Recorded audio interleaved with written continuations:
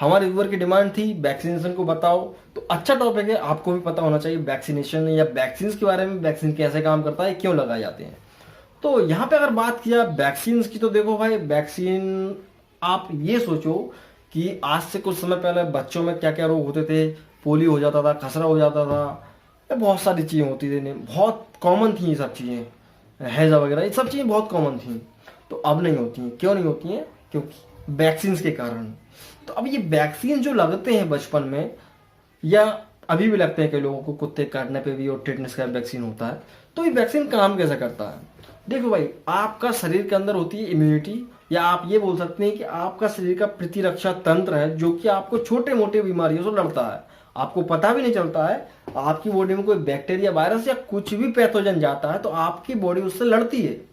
अगर वो कमजोर होता है तो आपकी बॉडी उसको भगा देती है और आपकी बॉडी सुरक्षित रहती है, आपको पता नहीं चलता। लेकिन अगर आपकी बॉडी की इम्यूनिटी कम होगी तो आप बीमार पड़ जाओगे, आपको वो रोग हो जाएगा। अंदर की बात करें तो यहाँ पे हमारी बॉडी में होती है एंटीबॉडीज, और ये पैथोजन के खिलाफ काम करती हैं, पैथोजन को किल करने के लिए।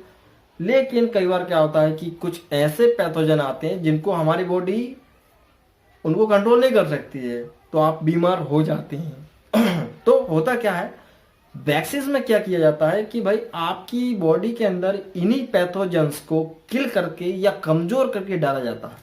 मतलब बच्चा छोटा है, उसकी बॉडी के अंदर जो एंटीबॉडीज हैं वो उतनी सफिशिएंट नहीं है कि वो हर चीज के रोग से लड़ सके।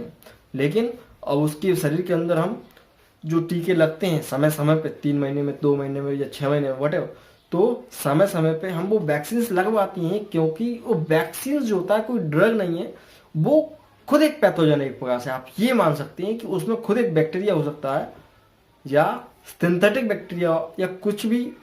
मतलब कि वो किल करके, उसको कमजोर करके लैब के अंदर उसको प्रिपेयर किया जाता है ताकि वो हमारे शरीर में डालें तो वो नुकसान ना पहुंचाए। बस उसके जैसा एक स्ट्रक्चर या उसके जैसा एक बैक्टीरिया, वायरस, पैथोजन हमारी बॉडी में पहुंच जाता है, लेकिन वो हमें नुकसान नहीं पहुंचा पाता है। मतलब कई जहरीले होते हैं, कई टॉक्सिक इफेक्ट देते हैं, तो उनकी टॉक्सिसिटी को दूर कर लेते हैं। उनकी टॉक्सिसिटी को दूर करके उनको प्रिपेयर करा जाता है, या किसी कोई ज़्यादा हार्मफुल होता है तो उसके हार्मफुल इफेक्ट को कम करके प्रिपेयर किया जाता है। तो उन्हीं वैक्सीन को हमारी बॉडी में डाला जाता है बचपन में। अब होता क्या है, जब वो वैक्सीन आया बॉडी के अंदर, तो हमारे जो बॉडी की जो इम्यूनिटी पावर थी, या जो एंटीबॉडीज एंटीजन के खिलाफ बनते हैं, तो वो बन जाएंगे, क्योंकि वो अभी इतनी एक्टिव अवस्था में नहीं है कि वो हमें बीमार कर सके।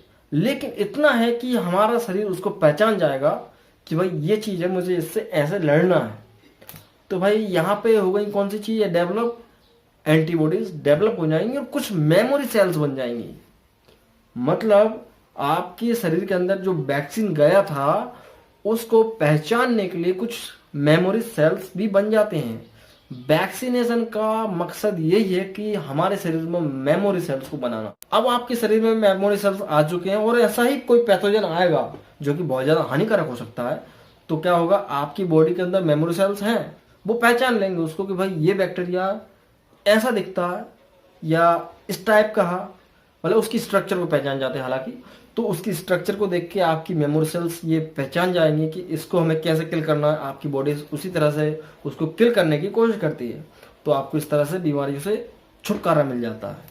नहीं आया समझ में तो आप ऐसे समझो, क्या होता है कि आप किसी कॉलोनी में रह रहे हो और वहाँ पे कई बार चोरी होती रहती है, लेकिन आपने कभी चोर को देखा ही नहीं। लेकिन क्या करती है वहाँ की सरकार की, एक चोर बनाती है, नकली चोर बनाती है, और वो चोरी करने आता है, लेकिन वो चोरी नहीं करेगा, वो चोरी करने आएगा। और आपको कैसा लगेगा, यार ये तो हमारे घर में घुस रहा है, तो आप उसको मारोगे। डंडे से मार सकते हो, कोई हथियार से मार सकते हो, या उसको पकड़ के रख सकते हो। तो आपको एक हैबिट हो गई है कि भाई चोर ऐसे आता है। लेकिन अब असली में जब कोई चोर आएगा, क्योंकि आपको एक एक्सपीरियंस तो हो चुका है ना, भविष्य में कभी कोई चोर आता है, डाकू आता है, लुटेरा आता है, तो आपको एक हैबिट है कि हमने उस चोर को कैसे मारा था, तो आप उसको भी वैसे ही टेकल करोगे। तब आपको ये सिखाना नहीं पड़ेगा कि आप ये चोर है भाई, ऐसे अंदर आता है। तो ये सेम ऐसा ही है, वैक्सीन को कमजोर करके आपकी बॉडी में डालते हैं ताकि आपके ही शरीर की पावर को एक्टिव किया जाए, या आपके शरीर की मेमोरी सेल्स को एक्टिव किया जाए, ताकि भविष्य में अगर वो फिर से आता है तो आपका शरीर उसको लड़ सके। बस ये फंडा है वैक्सीनेशन का। अब कई लोग सोच रहे होंगे वैक्सीन बनते कैसे, तो देखो भाई बनने का अलग अलग तरीका होता है। कुछ लैब में बनते हैं, कुछ बैक्टीरिया को गर्म करके किल किया जाता है, या उनको यूवी रेज जो होती हैं अल्ट्रावायलेट रेज से उनको कमजोर बनाया जाता है ताकि उनका टॉक्सिक इफेक्ट आपकी बॉडी में ना जाए, या जितना वो नुकसान पहुंचा सकते हैं उतना नुकसान आपको ना पहुंचे। सिर्फ उनका स्ट्रक्चर, उनके जैसा दिखने वाला पैथोजन आपकी बॉडी में भेजा जाता है। ठीक है दोस्तों, यहाँ पे वैक्सीन तरह तरह की होती हैं। कुछ लाइव वैक्सीन होते हैं, कुछ किल्ड वैक्सीन होते हैं। लाइव में आपके बहुत सारे आते हैं टीके आते हैं, जो हेपेटाइटिस, डिप्थीरिया, डीटीपी, या ये सारे बूस्टर्स वगैरह होते हैं। इनकी लिस्ट है पूरी, आप देख सकते हैं। तो वो कुछ किल टाइप के होते हैं जैसे रेबीज, इस टाइप की, जो कि बाद में जो वैक्सीन लगते हैं। यहाँ पे इश्यू बताता चलो दोस्तों कि कई लोगों में प्रिपेयर्ड एंटीबॉडीज भी डाली जाती हैं। मतलब कि अगर किसी को बचपन में टेटनेस का इंजेक्शन नहीं लगा, उसको टेटनेस हो चुका है, अब उसकी बॉडी में एंटीबॉडीज तो है ही नहीं है, उसके शरीर के अंदर एंटीबॉडीज बन ही नहीं पाए हैं, तो उसको टेटनेस हो चुका है। अब क्या करेंगे, इस कंडीशन में आपको प्रिपेयर्ड एंटीबॉडीज का इस्तेमाल करना होता है। प्रिपेयर्ड एंटीबॉडीज कैसे बनती हैं कि भाई देखो, टिटनेस टॉक्सॉइड जो होता है, टिटनेस टॉक्सॉइड उसको घोड़े में लगाया जाता है। घोड़े के जो सीरम से, ब्लड के सीरम से कलेक्ट किया जाता है एंटीबॉडीज को, और फिर इंसान को लगाया जाता है, तो उसको एक बनी बनाई एंटीबॉडीज मिल जाती हैं और उस इन्फेक्शन से लड़ लेती हैं। तो ये भी एक जानकारी के लिए आप जान सकते हो। यहाँ पे दोस्तों आज बहुत तरह तरह के वैक्सीन बन चुके हैं, जिनमें दोस्तों बीसीजी होता है, ओपीवी होता है, लाइव इन्फ्लुएंजा होता है, टाइफॉइड का होता है, ई कोलाई का होता है, उसके अलावा येलो फीवर, मम्स, गलसुआ, इन सबके जो वैक्सीन होते हैं बन चुके हैं। अभी भी काम चल रहा है, हो सकता है भविष्य में एड्स जैसी बीमारी का भी वैक्सीन देखने को मिल जाए। सो दोस्तों, ये तो थी जानकारी कि वैक्सीन की, कि भाई वैक्सीन क्यों लगाई जाती है, क्यों जरूरी है। आशा करता हूँ आपको वीडियो पसंद आया होगा। पसंद आया तो लाइक जरूर करना, और अगर आप नए हमारे चैनल पर चलो सब्सक्राइब करो ऐसे ही इंटरेस्टिंग वीडियोस देखने के लिए। तो मिलते हैं नेक्स्ट वीडियो दोस्तों। जय हिंद।